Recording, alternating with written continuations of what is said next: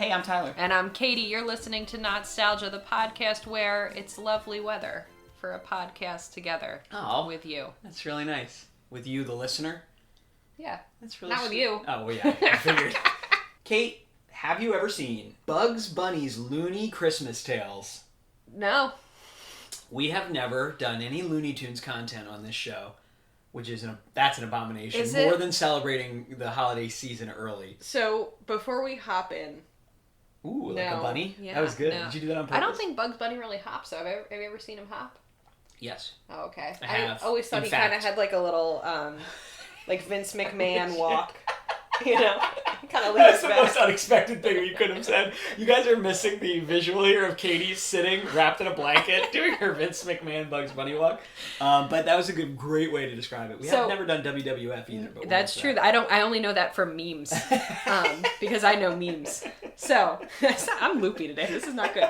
So before we hop into Bugs Bunny's Looney Christmas Tales. Yes, can we talk about your childhood consumption of Looney Tunes and how it has shaped your heuristics, like your expectations for how the world will interact and behave? I'm so glad you asked, Kate. Oh, good. Full disclaimer here, I don't want to spend too much time on Looney Tunes in general because I have some banging notes for a future Space Jam episode. It's the most notes I've ever taken for an episode of this podcast. Oh, can't wait. And it's going to be a full breakdown of the entire... We're going on 90 years now, history of Looney Tunes, plus the history of Michael Jordan in the NBA. So it's a delightful, well-researched episode that I've been working on for a long time now. And that's where I really want to call us up, Serial.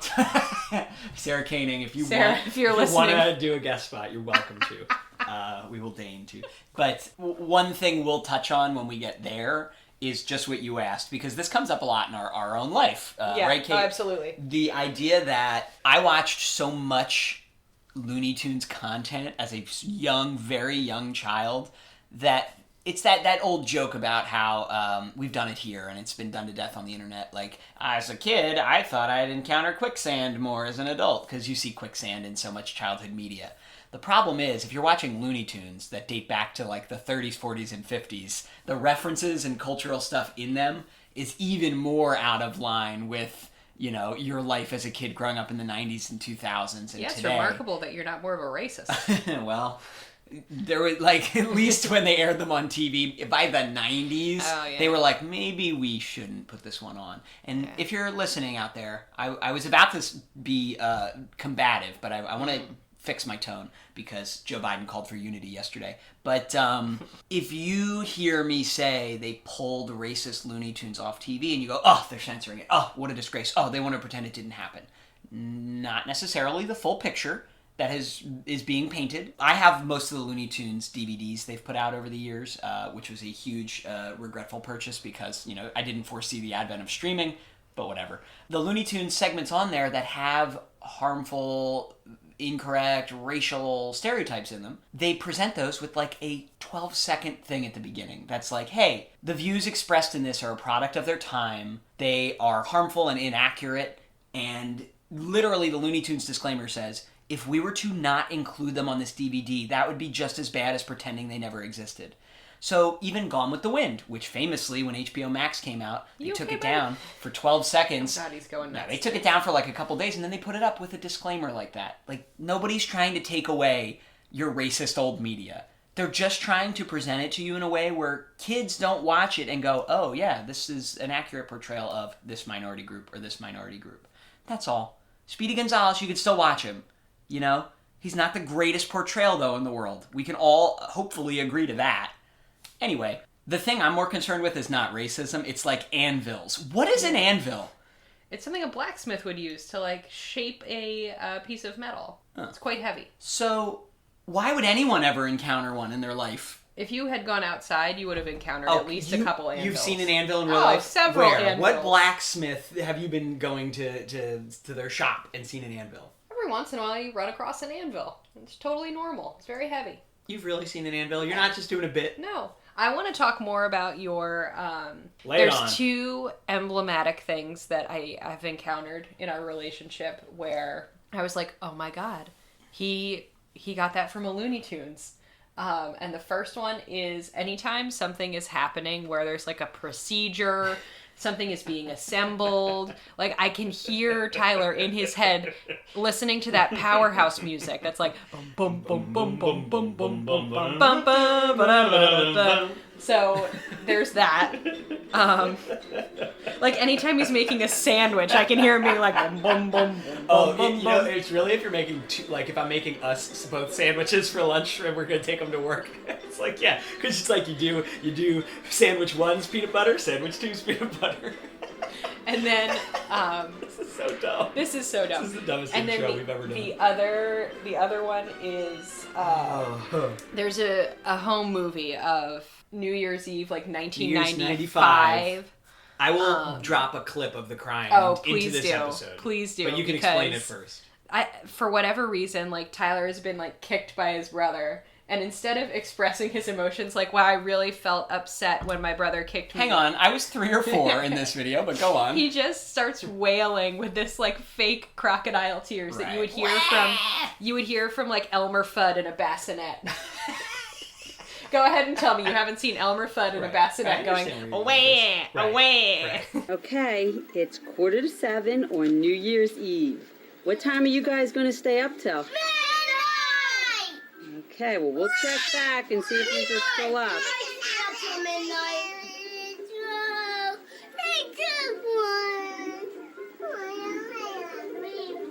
And so when we watched this, Katie was saying to me, like, oh my God, you're like just faking it based on what you think a baby crying sounds like, based on a Looney Tune. You're right. Also, the fact that you're just a real life Looney Tune.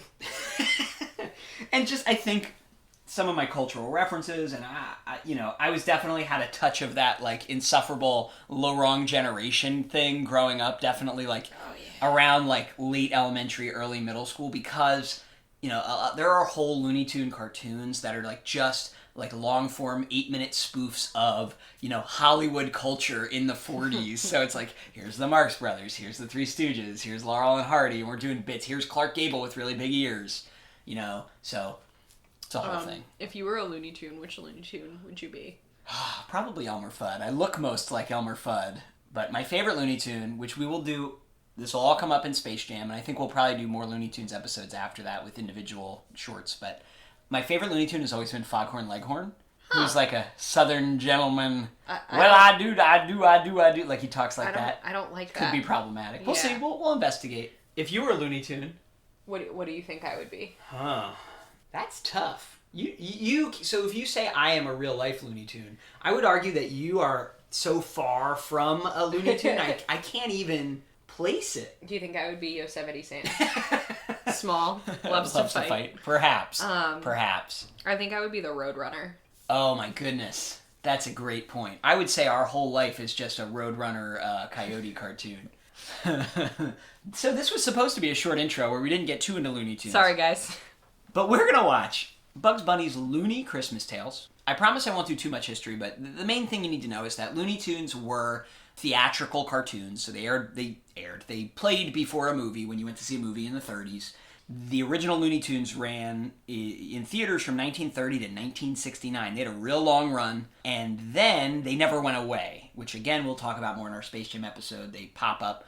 They made movies out of like stitching the old shorts together with like a few new segments to make them kind of flow. They did all sorts of stuff to get Looney Tunes to limp along into the television era and into the modern day because they're still making Looney Tunes content. But in 1979, CBS had this special made. It's a half-hour special for Christmas time. It aired on CBS on November 27th, 1979.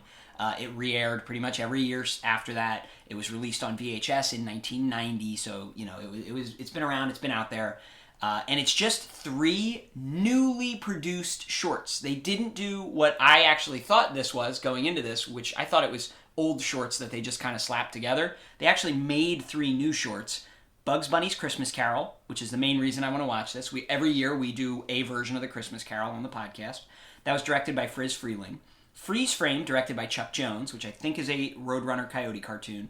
And The Fright Before Christmas, also directed by Friz Freleng. These 2 guys, Chuck Jones and Friz Freleng, they worked on the originals. Like, they were there. I know they had only ended 10 years prior. They're there from the jump. They co-created a lot of the characters that we all know. They're both like legends in animation, if you're into that sort of thing. All 3 of the shorts were written by Freeling and Jones, as well as John Dunn and Tony Benedict. The voices are by Mel Blanc and June Foray, who are the voices from the original Looney Tunes. And thank goodness June Foray gets credit here, because there's a whole thing where Mel Blanc, the voice actor who is Barney Rubble, he basically did all the Looney Tunes, every one of their voices, which is pretty incredible that all those highly identifiable characters are one dude. Once you know that, you can kind of hear it if you listen for it. But forever, it was just like voices by Mel Blanc. But there was like a few female voices in these cartoons going all the way back, and it's June Foray who never got credit properly. And she finally did. There was like some legal action later that got her the credit she deserves. So she's incredible classic voice actress. I can't remember if I've seen this or not. I don't think I have, but I'm not 100% sure because... It's probably all blended together in your, like, Looney Tunes... garbage disposal of a mind. Yeah. You ever wonder, I know that objectively, scientifically, there's nothing inside of our heads. But, like, have you ever wondered what the inside of your mind might look like? I'm so glad you clarified, just in case anyone's like, wow, I thought Katie was really smart, but she thinks there's actually Looney Tunes in Tyler's head. I'm just saying. I've seen so much Looney Tunes. When I got these DVDs, like, in my teens and started, I was like, oh, I'm going to finally see all the Looney Tunes I never saw. I watched them, and I'm like, I think I've seen all of these at some point. Like, there were so few that I could watch that I was like, yeah, I don't remember anything about this. So I feel like the inside of your brain is that it's just a different version of the cartoon All-Stars. Because it's like the Looney Tunes characters, and then like Conan O'Brien is there. Oh, that's a good point. You know? Yeah, I like to think of it more as like a Pee-wee's Playhouse kind of situation. Yours, though, would be more of a neat and orderly office. Mine's the... proper filing. Mine's the Miro exhibit at the Met. I don't even know who that is. Perfectly minimalist. Guys, look up... Jean Miro. Am I saying that right? No, Jean. Anyway, Miro. I'll put a link to it in the episode description. Even though I don't know if I've seen this or not, so I technically can't tell you why it's good like I normally do at this point. It's Looney Tunes. It's Christmas. 2 great tastes that hopefully will taste great together. What could go wrong? I'm a little skeptical, though, because later Looney Tunes kind of lose a little bit of their... as anything would over the course of that many years. They lose a little bit of their gusto, but... you know, I'm hopeful about the quality of this. I just want to see Bugs Bunny on a fat horse. And not in this one. Drat. Do you want to guess who Scrooge is going to be? Is it Elmer Fudd? No. Is it Yosemite Sam? Yes. I love Yosemite Sam. Do you? No. Oh. Mr. Scrooge, the boss, sir, please, can I have a piece of coal? Just a small one. I'm freezing. No, you can't. I give you a piece of coal last Tuesday. You should have made it last. If you'd stop shivering and work faster, you'd keep warm. Now shut the door. You're letting the heat out. Yes, sir.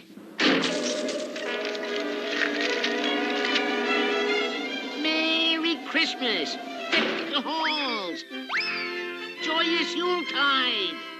Ooh, I hates Christmas, and I hates mistletoe, and I hates kissing. And I says, bah humbug to the whole thing. But where's your Christmas spirit? You're a-looking at it. Somebody ought to teach that little humbug some Christmas spirit. Why doesn't Porky Pig ever have pants on? You could say the same about Donald Duck, and you're saying I thought you were going to say Donald Trump. You're saying that while Pepe Le Pew and Bugs Bunny are completely naked. I think I might be Yosemite Sam. Look at his little boots. There's a lot going on here. I just don't want anything loony, you know? You're not in for a good time then for the next half hour. Porky Pig is Bob Cratchit. Yeah, Porky Pig really has no pants on. Like, it is apparent. It is odd because they're dressing him very human from the waist up. He has a shirt on. Right. It is a strange choice. It wouldn't have been difficult to... Yeah, it wouldn't have been difficult to animate a pair of pants on him. Right. Go ahead and tell me if you have seen any iteration of A Christmas Carol that unbridled capitalism is the way to go. All right. I'm just saying.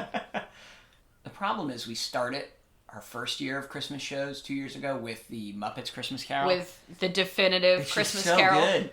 And I'm always on the lookout in these Christmas carols for like how much or how little actual text they quote. And it's the Muppets just expertly get the balance. Yeah, it's perfect. What? Like, he's supposed to be a prospector, I guess? Yeah. But, like, why is he just an orange creature? his hair and his mustache are all just connected to the point where... It's like Gritty's son. How do you feel about the energy of this Christmas Carol? It's absolutely manic, and everyone is just screaming. And they're trying to do the Christmas Carol in like 7 minutes. Does any of his family wear pants? This is such a strange take on it. He's invited Scrooge's nephew Fred over for dinner. That doesn't happen, does it? No. We got Tweety Bird as Tiny Tim. Interesting. That makes sense, I guess. Does that happen? No. So Scrooge has just foreclosed on Bob Cratchit's mortgage and evicting him on Christmas night. They've made Scrooge even more ruthless for some reason. I mean, it's probably what would happen, but... It's a truly American take on the this British classic. Uniquely American. I'm confused. There's just so much use of the slide whistle that it means nothing anymore. Scrooge is slipping on a frozen street. And yeah, we got that. They are playing the slide whistle. They've played the slide whistle at least 18 times. Yeah, like, nephew Fred is, like, extremely vindictive now. Which is how it would really happen, probably. As many nephews and uncles will be getting into Rose this Christmas. Their take on this, which is actually very inventive, is that Fred is pretending to be the ghost of Marley. He's got the chains and put a sheet on. There are no ghosts. That ghost costume's a little questionable. Again, uniquely American take. Yeah, they've taken some gigantic liberties here. Oh my god, why are they bouncing? So I've seen like a few Looney Tunes in my day, right?